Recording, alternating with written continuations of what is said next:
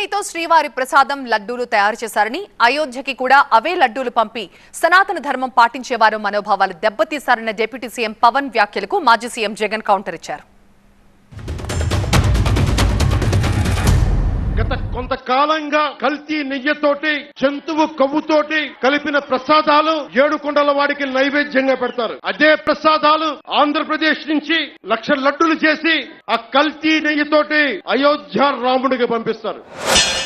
Supreme court అబ్జర్వేషన్సే ఈ మాదిరిగా చేసినప్పుడు టీటీడీ ఈఓ ఆన్ రికార్డ్ ఈ మాటలన్నీ చెప్పినప్పుడు అవన్నీ ఆధారాలతో సహా రికార్డ్ అయి ఉన్నప్పుడు టీటీడీలో ఈ మాదిరిగా శాంపుల్స్ కలెక్షన్ అనేది ప్రతి ట్యాంకర్కు చేస్తూ ఉన్న ప్రక్రియ దశాబ్దాలుగా జరుగుతూ ఉన్నప్పుడు అసలు వాస్తవం చెప్పాను. గానుగ నూనె వ్యాపారం ద్వారా 12 లక్షలు సంపాదిస్తున్నారు వీరి నుండి ఈ బిజినెస్ గురించి నేర్చుకోవాలా?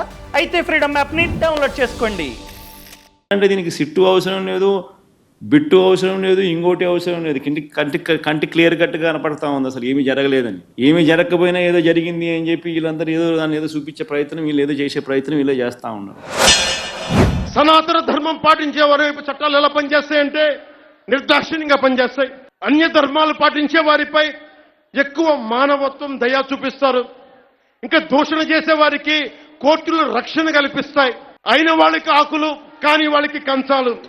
ఇప్పుడు అది కూడా పోయింది, ఆకులు కూడా పోయింది, చేతుల్లో పెట్టి లాక్కోమంటున్నారు. సనాతన ధర్మం అంటే ఈ మనిషికి తెలుసా? ఫస్ట్ సాక్షాత్తు నువ్వు ఆ కూటమిలో ఉన్నావు, సాక్షాత్తు చంద్రబాబు నాయుడు నీ కళ్ళ ఎదుటే ఈ తప్పు చేసినాడు.